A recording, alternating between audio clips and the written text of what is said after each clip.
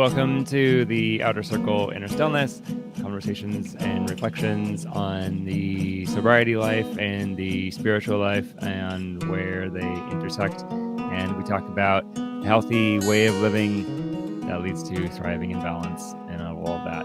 And I'm happy to be back in the studio with a wonderful friend and colleague, Jeremy Jones, therapist extraordinaire, hailing now from down south. Yes. Hi. Hi. Thank you for having me. Glad to be joining. Long-time listener and multi-color as well. So I'm glad to be here. And as you said, here in the land of enchantment, New Mexico, glad to connect across the country with you and have this wonderful conversation on the facets of humanity and psychology, counseling, health and wellness, and everything that comes between. Yeah, I'm excited for that too. Yes, you're in New Mexico. I'm in Portland, Oregon. We're having a snow day today, so sort of a rarity here. But yeah, how's the weather down there?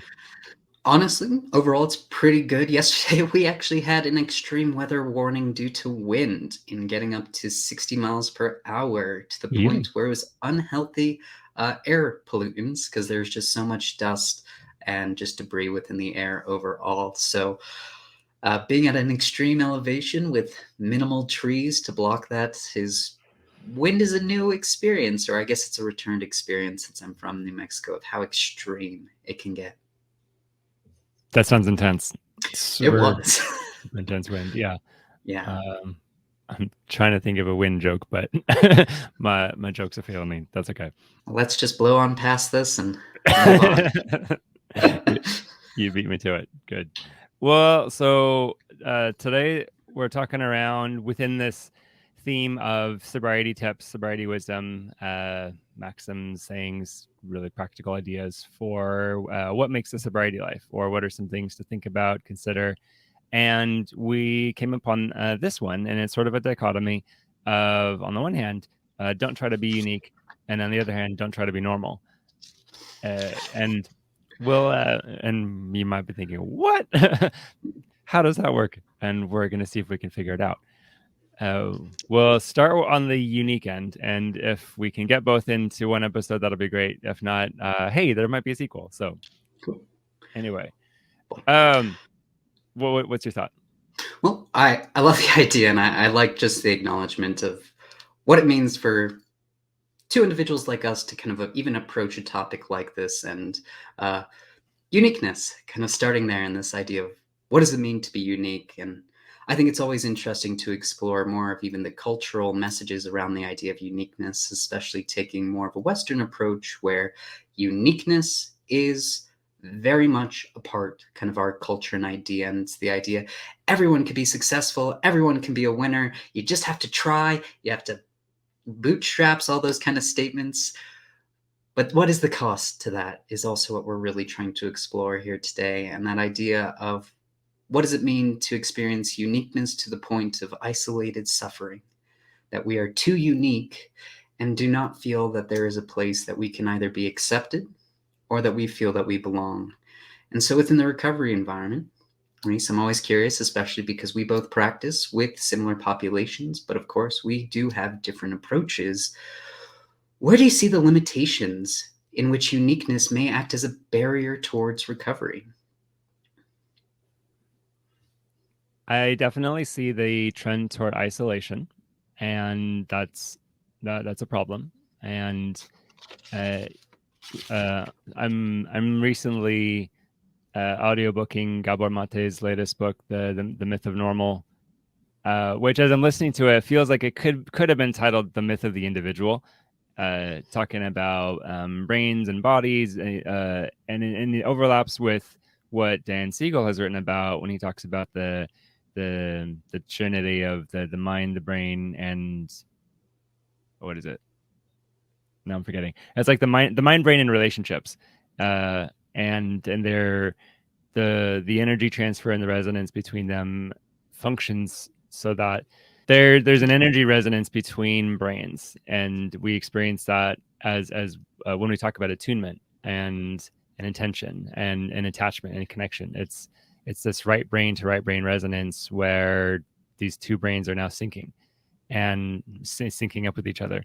And in that sense, because that's happening all of the time, and there is, in a sense, not any such thing as an individual brain because we connect with each other so very much, and the brains connected to the bodies, the bodies connect, and there's some discussion these days around how even like the electromagnetic field of the heart affects other electromagnetic fields as well. And so there's a sense where this idea of like I'm an isolated individual body is not entirely true, or not true in the way that we might customarily think about it.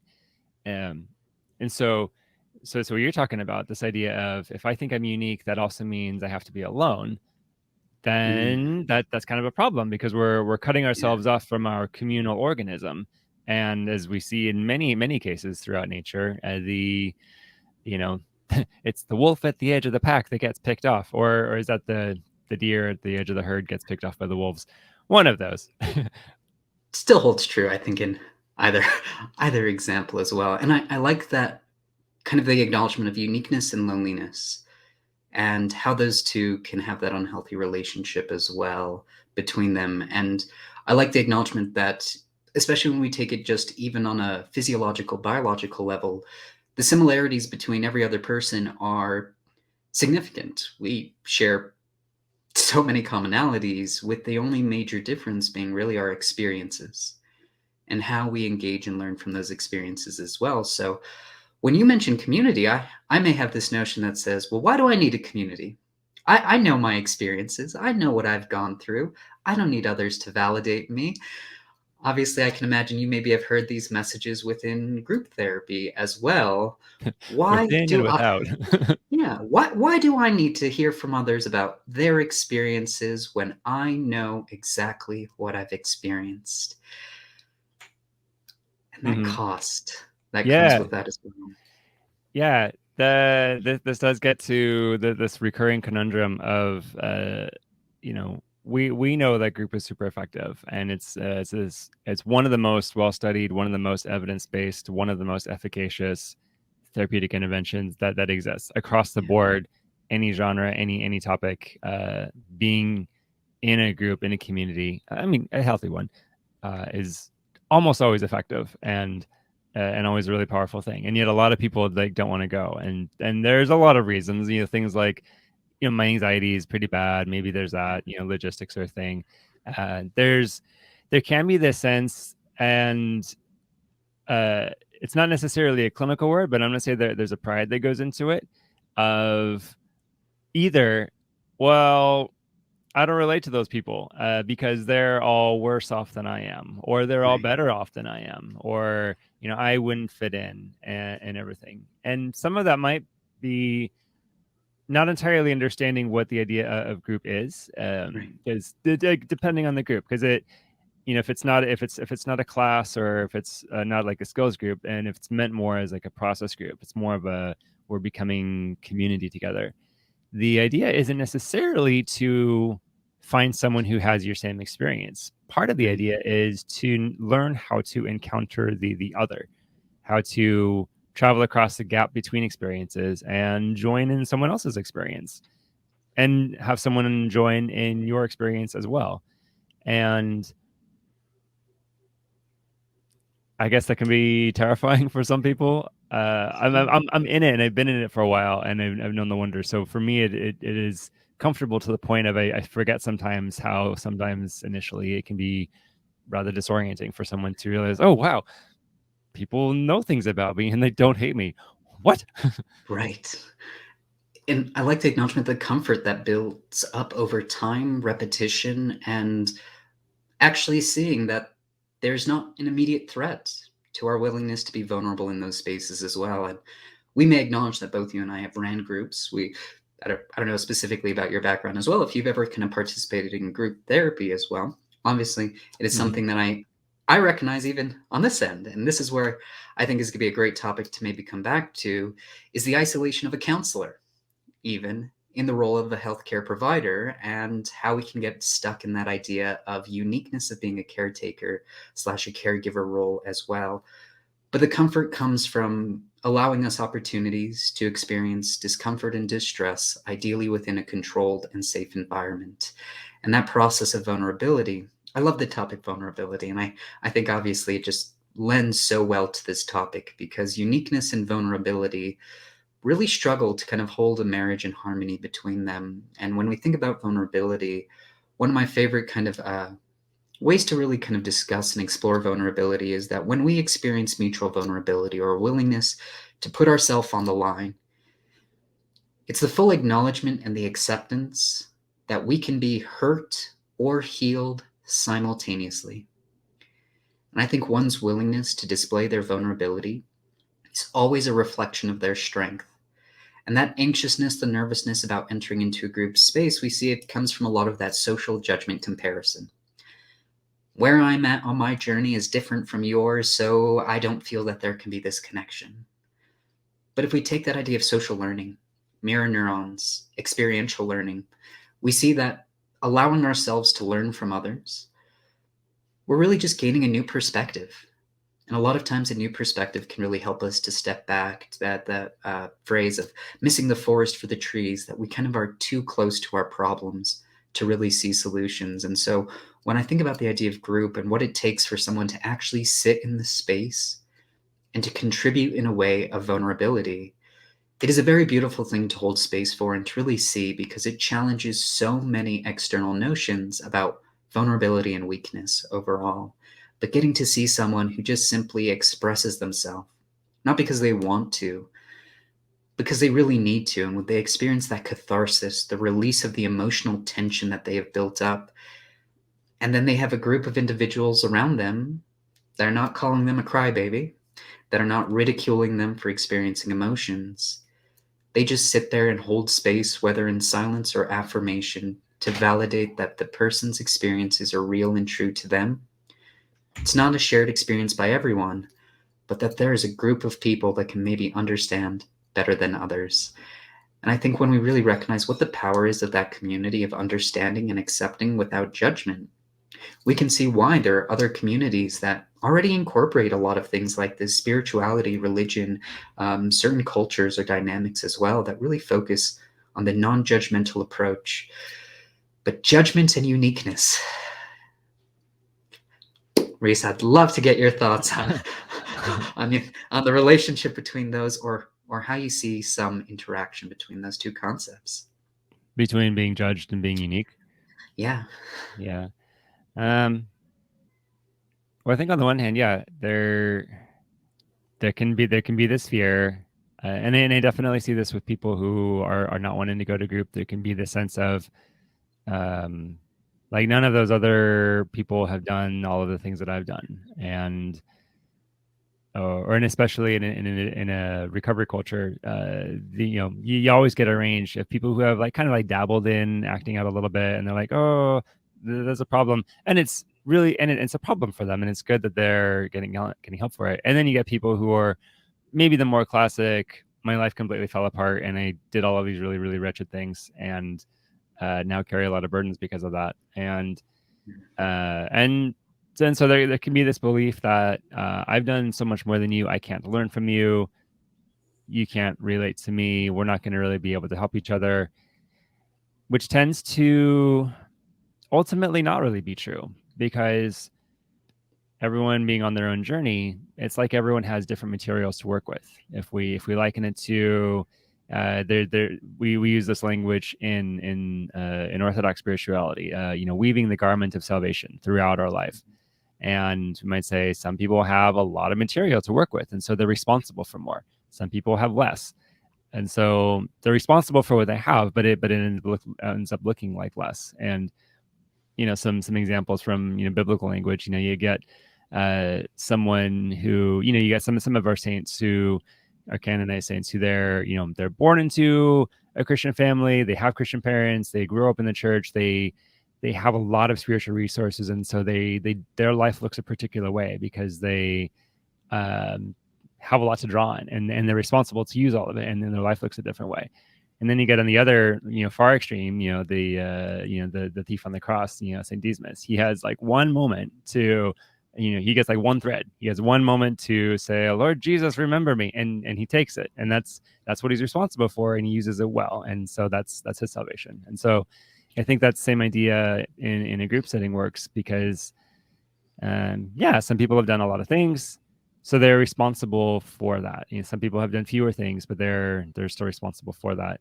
So in a sense, I guess what I'm kind of wanting to get at is this idea of like I'm unique or not is really related to this idea of comparison. Comparison is where I now start to judge you as better or worse than me, and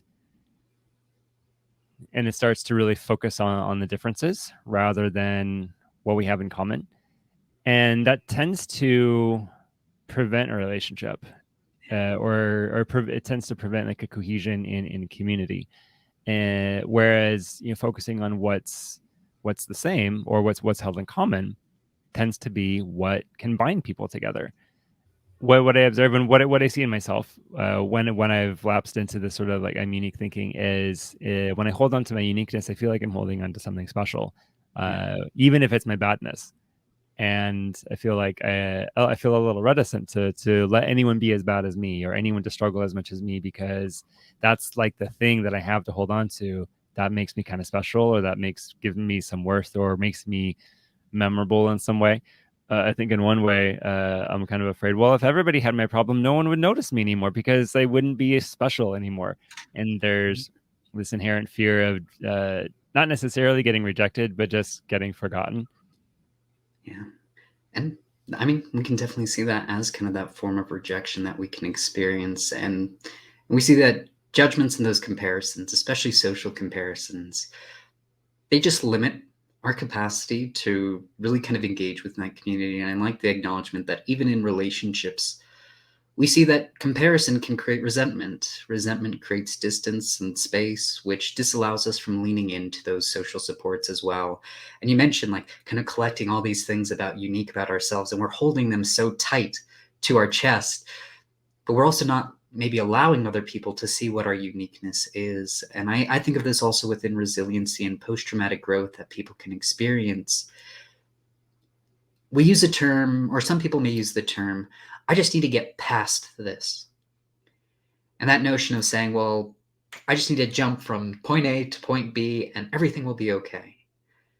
But when we take this notion of, I need to get through this, it really speaks to the process of the journey and not just getting to the outcome that we want as well. And so when we think about journeys and this idea of, well, I'm on my path and my road, and it's a long journey, has ups and downs, hills, valleys, whatever it might be. And I look across the way and I see someone else's journey, and oh, they're already on top of that mountain. Oh, well, my mountain is still ahead of me. And I'm not going to talk to them, or I'm not going to disclose to them where I'm at because I feel I should be on that mountain. And then we get the I should, I coulds, I musts, and all of these notions that tell us I am maybe not satisfied with where I am at. And this question of saying, well, how do we allow that? How do we give ourselves permission to pause on our life journey, to stop and smell the roses when things are good? And this question, especially about recovery, is how do we allow ourselves to even experience happiness or pleasure when we may have a lot of messages that say, you need to keep your head down, you need to be focused on your journey, you need to keep moving forward. And it creates a difficulty with this notion of saying, well, can we stop and pause our journey? When we think about domains of wellness and we think of areas like work, education, family systems, I always have a question of, do humans know that at any point, for any reason, they can change out of those states, that they can adapt? And if they are dissatisfied in one area, yeah, change is always going to be scary, but making a change can be very helpful and beneficial at that point as well. And the idea of a change process does need to be unique. We do need to find the reasons for ourselves to change, to climb that hill in a different way, or find our reasons that really motivate us moving forward. And a lot of times we think we need to come up with those. I need to find the answer. But if we think about what group therapy is, it's a group of individuals all with different experiences, shared experiences, but everyone in the room, and even you and I, we can validate to ourselves and anyone who's listening to this Every single person that is hearing these words, that is seeing this video, or that has ever really had these thoughts, we have all lived and survived the worst day of our life so far. And how might we recognize that within every single person that we meet? That this person has already survived the worst day of their life so far. And of course, we might get into orders of magnitude of judgment. Well, your worst day is less than my worst day. But the impact on how it impacts the individual and our perception of ourselves, the order of magnitude is still the same and extreme.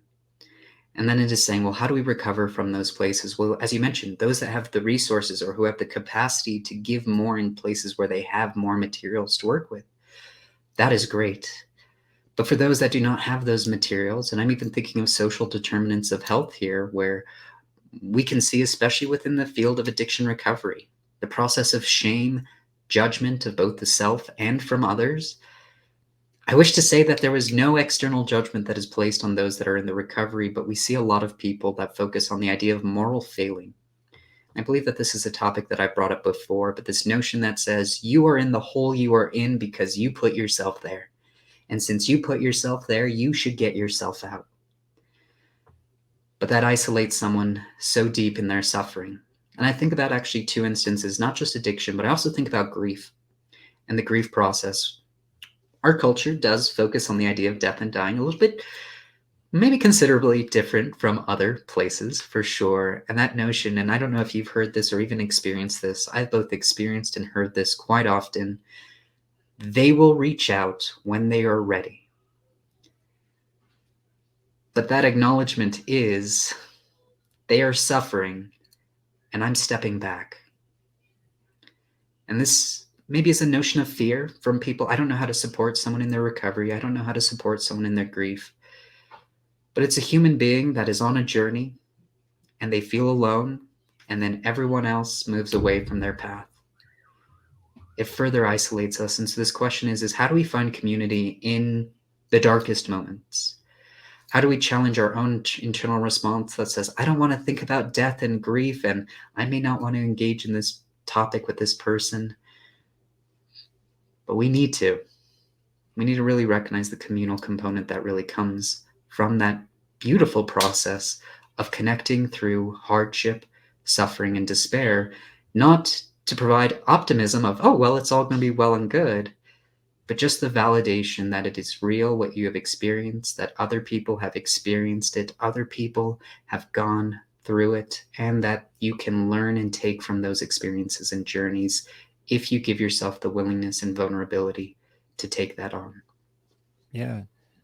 In there, I think you're talking around just what makes up community and how do communities form. And again, communities are built on what is shared, whether it's shared belief, shared ritual, shared struggle. Those things are all hugely binding. And it was interesting hearing when you're talking around what this like, sort of I'm unique sort of thinking, or I have to be unique thinking tends to do. It seemed like you were drawing a little bit of a comparison between uniqueness and like productivity, uniqueness and like things that I need to accomplish, or I'm in this particular narrative, living up to this particular expectation. I wonder if you could say a little bit more about what that is, or what you Oh, think.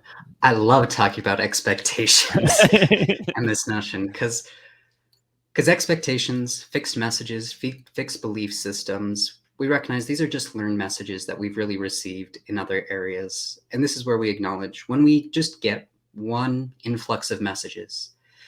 Your journey is your journey. Focus on yours. Don't look at other people's journey. You are in charge of your path. If I were to take that value and that message, I may feel very empowered. Okay, I have complete control over everything. Ooh, but that gets to be very dangerous because what happens when something happens to us that is out of our control or out of our ability to predict?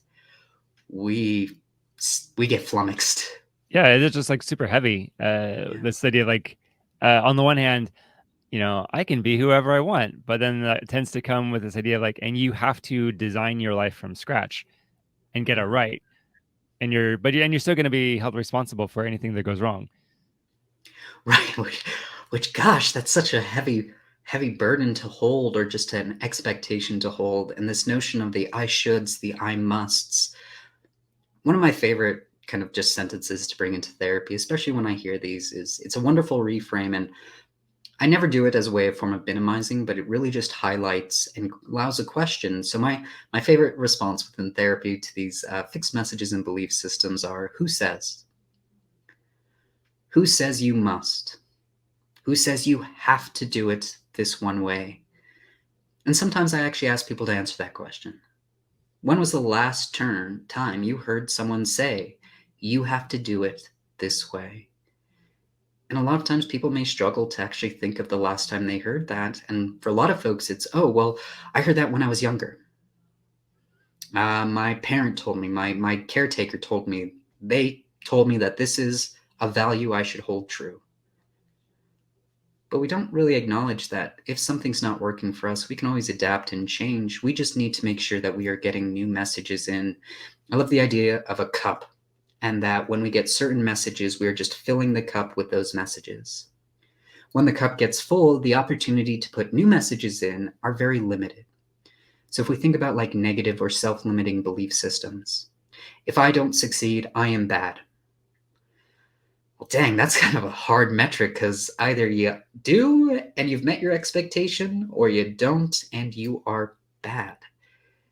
But we see the cost of that limitation means that someone may hold that as true when asked that question of, is this helpful or harmful thought?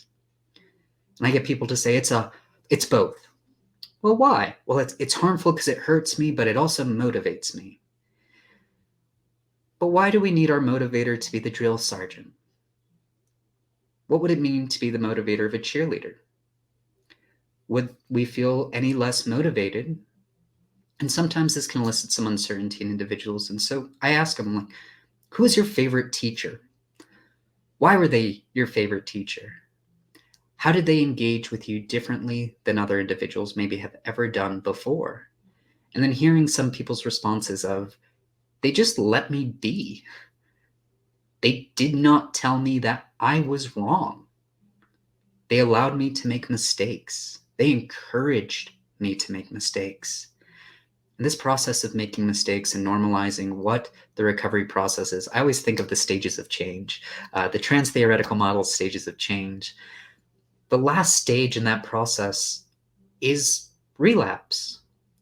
It is the notion that no matter how hard we try, we're always going to encounter barriers and walls. And it just asks, what are we going to fall back on that will continue moving us forward after we've experienced that hardship? And that can be a little bit hard to find. And sometimes that when we really reflect on this, a great way to think of this is internal versus external support systems, especially as the idea of uniqueness or normal or recovery. Our internal support systems are things we think and feel about ourselves that we can rely on in the absence of external validation or external support systems. But when we may be told to over-rely on a group, so now we have this notion of, well, the group will be in charge and responsible for me.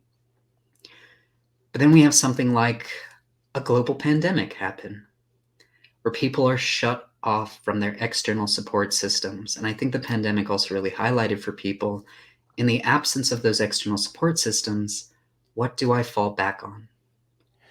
And that seems to really get at what this balance is of I'm unique, but also I'm responsible. Yeah. You'd use the image of, well, you fell in this hole, it's your fault, you have to get yourself out of it. And it's interesting because in a sense that there's a way that that's a little bit true, in that you are an individual and you do have to take responsibility for your own life, your own impact on others, your own choices and things. But if we were going to say like a healthy version of that you're in the hole would be, you do have to get out of that hole, but you're not alone there. There's other people trying to get out of that hole. There's people to kind of grab your hand as you start to move, and maybe somebody will like throw you a rope or something. So it's like, yeah, you do have to take the rope that's offered to you, but there's people offering rope and hands and everything. So the as in many things, there's a balance here of I I'm responsible for my own self, but not completely. Or you're talking about here's this cup of narratives and ideas, and thinking, yeah, so expectations, they can be kind of treacherous things if they're the wrong expectations for us. But on the other hand, sometimes they're good expectations. Sometimes those stories, those inner narratives we get from childhood are actually good and healthy and life-giving. Maybe they come from a really well-established, really healthy tradition, or maybe from a rigid and dead and unhealthy tradition. But again, that would be where you spend time with with a counselor, or Mhm. with a spiritual mentor or someone who can walk you through the process of really reflecting and getting to know, okay, so just what is it that I'm responding to, and just what is in my cup, and some of it I'll keep, some of it I'll dump out, but that's part of our work and that's part of our growth. Absolutely. And I think that we see that most when people kind of move from one family system to another. I think of like family of origin. So we're with our primary family system, let's say, and we learn a lot of messages about how the world should and could work. And we get all these ideas and we internalize these messages and expectations. And I absolutely agree. They can be wonderful and supportive. And we see that those just really come from the environments with high trust and low fear, when those expectations can be really helpful. But it also has to come with the understanding that we can fail in meeting our expectations and still have that support system. But let's say I'm in a primary family system where I am taught exactly how the world should work. Obviously, that is a very biased kind of opinion just because we're getting one influx of information. But then I go to college and I'm in this new family system of peers, of professors. And like you said, I try to integrate my singular focus of expectations into this new family system from my previous one. It's going to struggle to really kind of coexist and actually mesh within this. And I love the idea that you're really hinting on of adapting to take what we learned and really to decide within ourselves and refine and define what works best for us. And so we should. Primary family system, we take some of our values that we've learned from there. We get to a secondary family system like college. Okay, now we need to kind of learn and apply changes and perspectives to those. Okay, now I'm out of college and I'm in a work environment. The same expectations of college, they need to change into this new family system. Now I have my own family, and I've already gone through these 3 stages of changes of my own expectations, and now I'm going to put them within my own family system. This is where, for those that are willing to adapt, adaptation is humans' greatest evolutionary skill overall. But when we refuse to adapt, I'm trying to take and hold true to my internal messages and expectations from my primary family system into college. Well, my primary family system told me I'm the best, that I can be the best at everything. And then I'm around a lot of people who I'm making Or these social judgment comparisons. Yeah, I love that. I had a little, I had, well, maybe a lot of that when I when I grew up and got to college, because Me I grew up too. in this particular very conservative homeschool environment where there was always this. Well, sometimes it was an undertone. Sometimes it became kind of a more overtone of like, oh, those public school kids over there, you know, you're better. You're special. You're more talented and everything. And I didn't know what I was getting at the time. And so then I grew up and realized, oh, there's some really brilliant people out there that are better than me, and oh, here's these problems with me that I am now facing up to, and and here's like just like all of the ways that I'm actually kind of ordinary, and that was initially discouraging. And then at some point, it came with stepping out of like a more Protestant culture, which is often kind of the Protestant approach to faith is like, we're going to be edgy and reinvent our own approach to God all by ourselves, and then stepping into like Orthodox Christianity, which is this like, really, again, really well established 2,000-year-old tradition where it's kind of ready made. Mhm. And I experienced that as I am free from the burden of having to reinvent myself, and I am free from the obligation to be special. I get to just be a guy in the church, and I experienced that as this huge alleviation of pressure, which I don't know, maybe not everybody will, but I did. Um, so I guess the one of the last points I want to really hit on with this I'm uniqueness, because we kind of came upon a nice natural segue into the don't be Mhm. normal. um, so we started off saying, "Hey, this I'm unique thinking can be really dangerous because it can lead to isolation. I'm unique, I'm extra good, or I'm extra bad, therefore I shouldn't or I can't mingle with these others. I'll cut myself off," which is very much a problem. The other challenge with this really I'm unique thinking, I think, again, kind of has to do with expectations, but it kind of comes with this: I have to be special, Mhm. or I can't be ordinary. I have to be amazing, completely fabulous, this, star in the sky, diamond in the night, whatever. I mean, whatever sounds good on pop songs. The How I've seen this play out is these people who feel like I have to like have like this perfect job and perfect relationship and do this cool artistic thing, and they have to like stand out, and I have to be not just unique, I have to be special. I have to be Mhm. extraordinary. And like you were saying, like that's just really burdensome. Uh, I Yeah. mean, if you are that extraordinary and special, that's going to come out whether or not you try. In a sense, like you can't suppress that kind of talent. Not really. And if you don't have that kind of talent, you don't have that kind of talent. Sorry, but trying to manufacture your own fame monster, or your own I'm an extraordinary little princess, little prince. Uh, Again, it keeps you from being connected with people, and it just Yeah. keeps you at the grindstone. And I observe that it just wears people out really badly.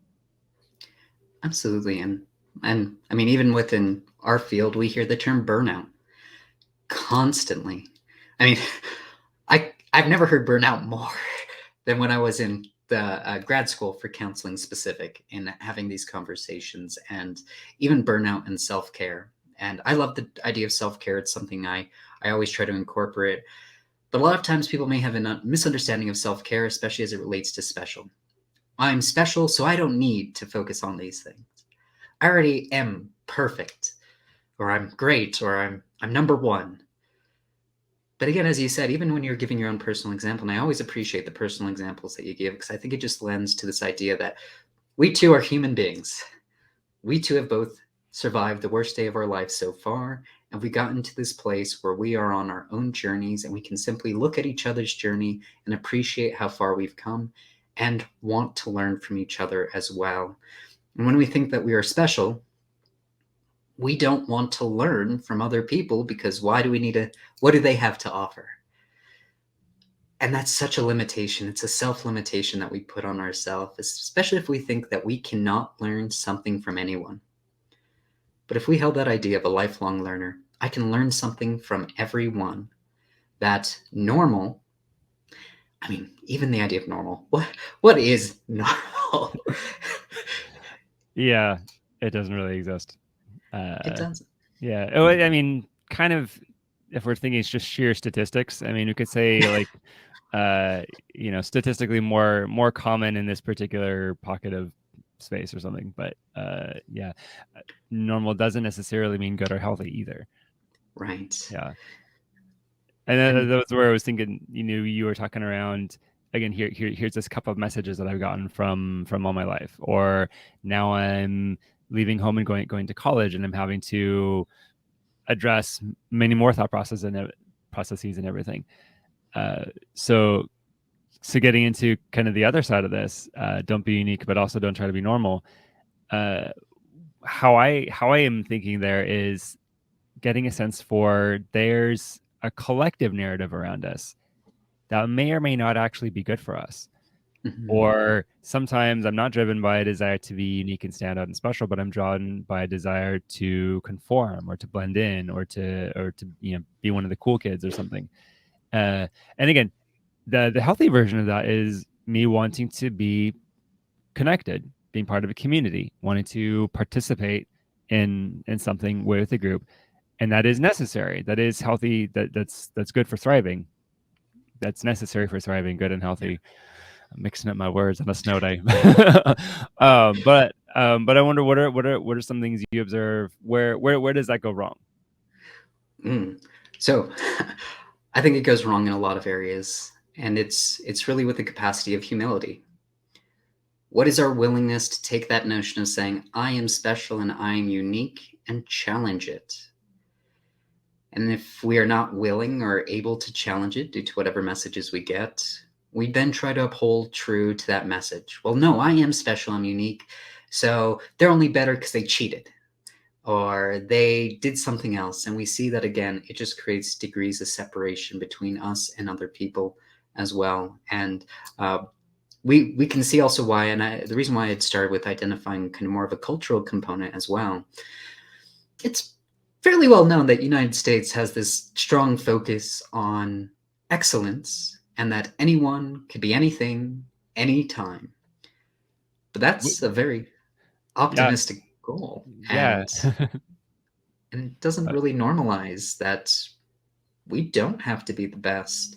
And when you're talking about that idea of really wanting to connect with communities, a great kind of way that I love really kind of thinking about this is the difference between what are the communities that we feel we belong compared to what are the communities we feel accepted by. Hmm. Because accepted by makes us have to kind of work for it. Well, I need to present myself in a way that would be accepted. And I acknowledge from my own personal history, this manifests as the unfortunate and very unhealthy pattern of picking up cigarette smoking when I was 17. This notion of saying, well, I think this is going to make me cool. And there was a part of me that thought, heck yeah, this is making me cool. But then I realized, oh, I only picked this up to be included with the people that I wanted to be accepted by. I had to change an aspect of myself to feel accepted by a collective. And again, that is making us not feel that we belong. And so when you mention kind of even within your denomination faith, this feeling of kind of belonging with acceptance. Belonging is we are accepted as we are without having to change ourselves. And this is where the idea of uniqueness and normal can really have this question of who's going to accept us as is? Will anyone accept us as is, or do we have to focus on the one specific area of being the best at? And when we find these communities, and they're hard to find, for me, I found it within a queer D&D space. The sense of I don't need to present in any way to be accepted by these people. I just show up and play a game, and we are all there for the same purpose. No one is putting judgment. They're just so appreciative and happy that I am within the space to join them in this collective experience. But when we try hard to be accepted, we're going to be applying self-limiting beliefs and maybe self-judgment that I cannot be accepted as is. And this is where the isolation and suffering again go kind of hand in hand. If I can't be accepted as is, who do I need to be the person that's accepted? And that notion it's very saddening as well to recognize that there are so many people out there, and I'm very much one of those people that struggle with this notion of who am I and who can I be that can be accepted by the most people, that I can feel safety and security, that I have my collective and group. And this is why we can see within partnerships, relationship dynamics, or friendships even, why it's so important that we present ourselves truly and authentically to who we want to be, because the people that accept us in those instances, we will truly feel that sense of belonging. And when we belong, it feels so much greater than just being accepted. Because if we're accepted, we can also be rejected if we don't meet those expectations. And so I've just always liked that difference between acceptance and belonging, as really that idea of one asks us to change ourselves to be accepted, one allows us to be ourselves and to be loved as is. Mhm. I hadn't thought of that difference before, but now that you mentioned it, I think I can see that the sense of I'm needing to perform or meet certain standards in order to have belonging, to be welcome. With a and I'm going to modify the idea a little bit, but yes, if there's this idea of I need to perform at a certain degree in order to be accepted, and I'm going to be punished or ousted if I fail, that would be really toxic, and that would be really dangerous. So especially if there's this power differential going on. The variant though could be, um, certainly the entry point needs to be a non-judgmental space. Come as you are, come as is. We're just curious about you. You're welcome to be here. Um, but and here's where I point to something like a faith tradition when it's done well, when it's healthy. There is the expectation of growth and of change, but it's shared, it's understood. Everyone is struggling. Everyone is working through this. And what gets talked about isn't, oh, here's how I'm so much better than you, or here's how I've succeeded and you failed, but more, every person being a little bit quicker to own, here's something I'm still struggling on. What are you struggling on? Let's struggle together.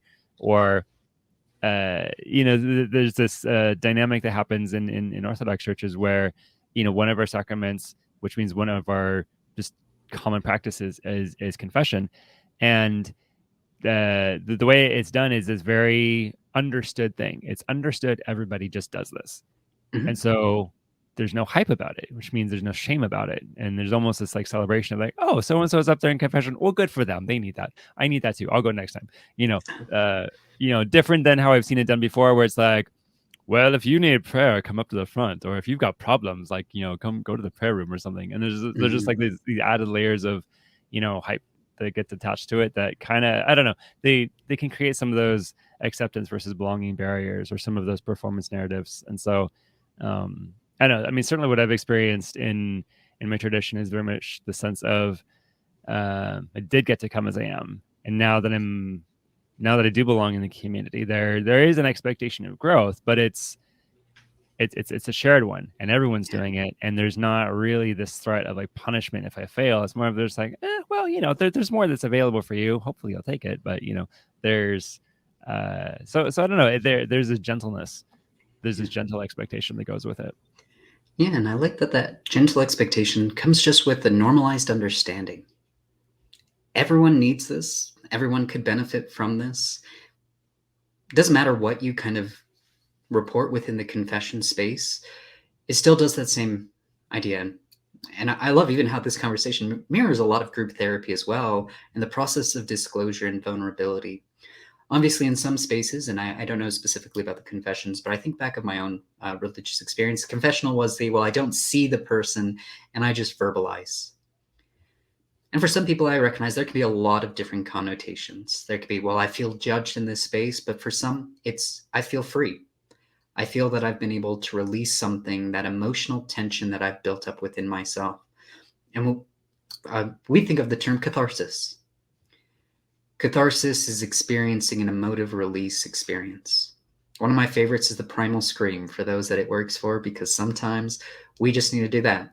For me, it's turning on the artist Mudvayne in my car really loud and just getting into some screamo kind of metal as just this release. But crying is also an area where we can experience that catharsis. We just need to really acknowledge that our emotions need this ability to be expressed and to be explored, and whether that is found through open disclosure of what we've experienced and how we are wrestling with maybe our own experiences. Maybe it's to a group of saying, I need to express myself and to still feel that I can be accepted and I belong in this group when I've just mentioned the worst thing in my life that I've ever done, and I have a group of people that are still holding space for me. Yeah, our recovery groups tend to be really good at that. Yeah. And I mean, everything I've heard about, like at least a majority of 12-step culture, is this is part of what we do. We disclose, we check in, we relapse, we start over. Really awful things are talked about, but like it's kind of understood. It's that understanding again of like, well, like, and everybody's got stuff like this, and it's a necessary thing for us to talk about it. And we're glad you're here. Is always Yeah. the idea. So And I always need to acknowledge that when I hear 12-step programs, I have an internal bias that comes up within that space, just about the concept of relapse and start over. I think that I've kind of disclosed in other podcasts that really the way that I really try to actually change that narrative is not starting over, because starting over means we go back to the starting line, but really validating how far we've come to that point. I know that within certain 12-step programs, the idea is you maintain your sobriety until you have a lapse, and then you start back on day one. But I think of the individual who has had 364 days of sobriety, And of course, a sobriety anniversary is one of the highest risk instances for most people overall. And if that person has done so well for 364 days and they have one lapse and are told you are back at square zero, that can be very disheartening in a lot of ways. And I think I've used this before, and I recognize this is only going to work in an audio visual kind of component, but I always like to think of goalposts. Instead of saying, well, when we fail, we lapse, relapse, we go back to square one, no, we can still account for how much we have gained within that space. And it adds this layer of kind of compassion to the process of humility and failing. And this is what I was kind of talking about earlier, is that we need to feel that it's safe to fail, or it is safe to experience hardships, because the idea of saying, I can be abstinent from a substance for the rest of my life and just, I will know how to navigate those future hurdles, that's a hard expectation to really hold. That is super hard, and I really appreciate your pushing on my language a little bit, because I think you're right, and I like the way that you talk about it. It's coming to mind this guy who was saying, like, at that point he had like 11 or 12 years of like total abstinence from everything, and like his drug of choice was like meth or something. And then he talked about, he disclosed to me, well, I took like 2 puffs of marijuana like a couple weeks ago. Am I not sober anymore? Like, do I have to restart everything? Right. And and I was thinking along the lines you were thinking of like, well, yeah, I mean, you still got those years, and you haven't smoked again since, and it wasn't Right. even like a full, like, you actually get high or anything. So uh yeah, I love this idea of, sure, we could say I should be going for longer and longer stretches of abstinence or reduced use. And if I do lapse in some way, that's not me losing all of the progress I've Mhm. made or forgetting all of the things that I've learned. And not necessarily I'm losing all of the momentum that I have either. I can just learn from it and move on, pick up. Of course, I could spiral, and I could, Sure. give up on my gains, but that doesn't happen for everyone. There are a lot of people who, okay, I had a lapse or two, and then I got back on the path and did what I knew I needed to do. Absolutely. And I can imagine maybe there's a lot of people that are experiencing that right now. So I'm looking at, it's the end of February. Uh, January 1st comes around. Everyone has all the goals that they want to accomplish for the new year. By the end of January, and we wanted to go to the gym 5 out of 7 days. And, maybe I went one time this week. But I haven't met my goal. I haven't met my expectations. So maybe I should just give up. And so we see that that can really kind of incorporate. But when there's someone that just says, well, why don't you just keep going? Maybe change the rate or the pathway that you do it. Why don't you adapt to what really works for you? Because we see that when there's that shame component, either external or internal, the recovery process then becomes a higher risk, because shame is so hard to manage. Because as we've disclosed in previous podcasts, shame is the I am bad, compared to guilt is the I did something bad and I want to repair.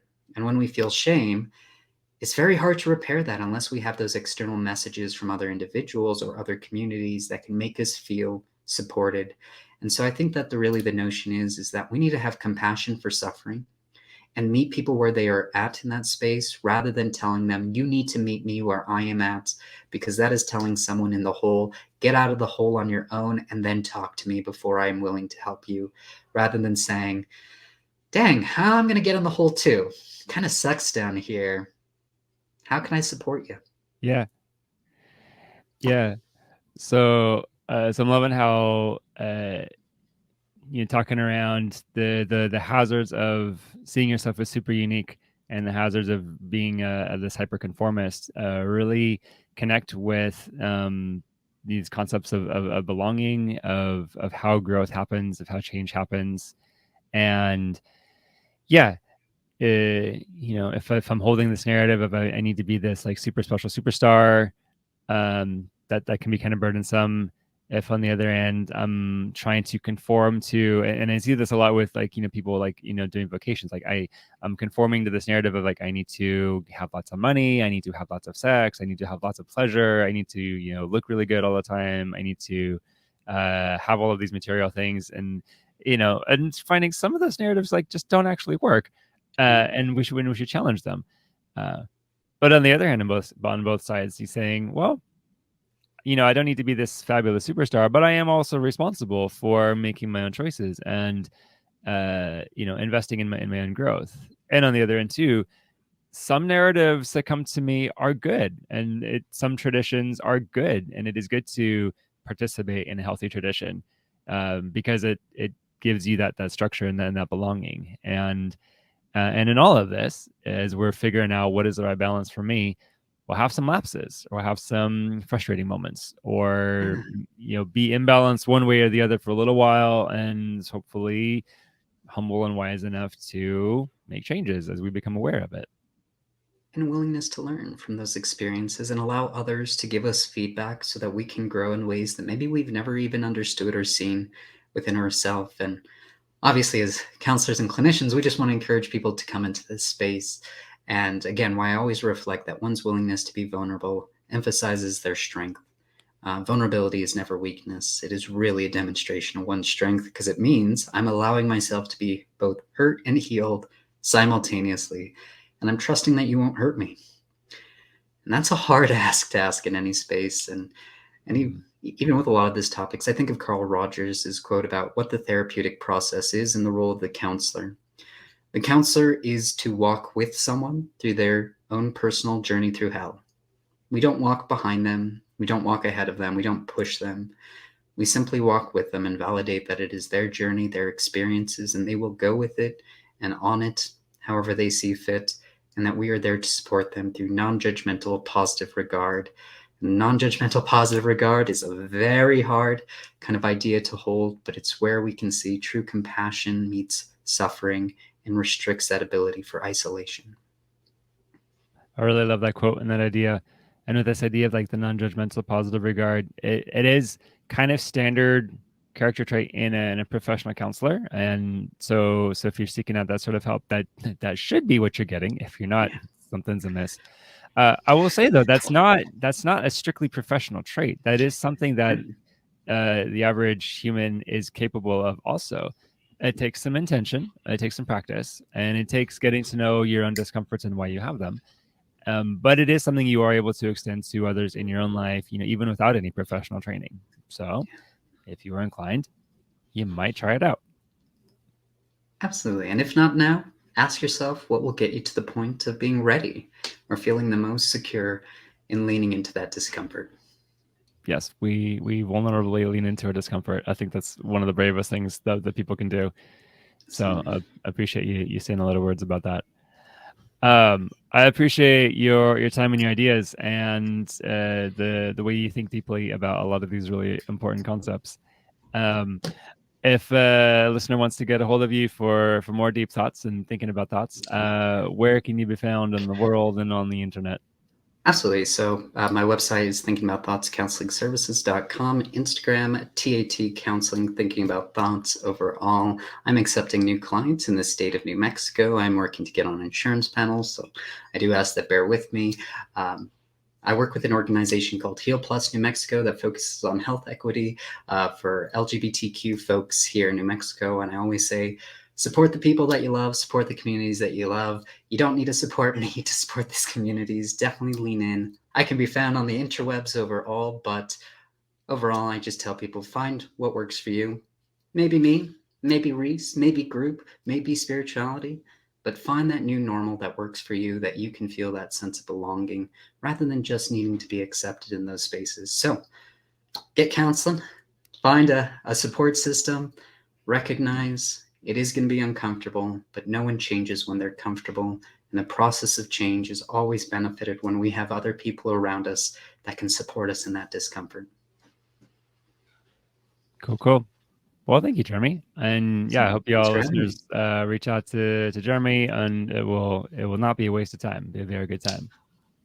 Thank you very So much. cool. All right. Well, thank you all. See you all next time. Thank you for joining me in today's conversation.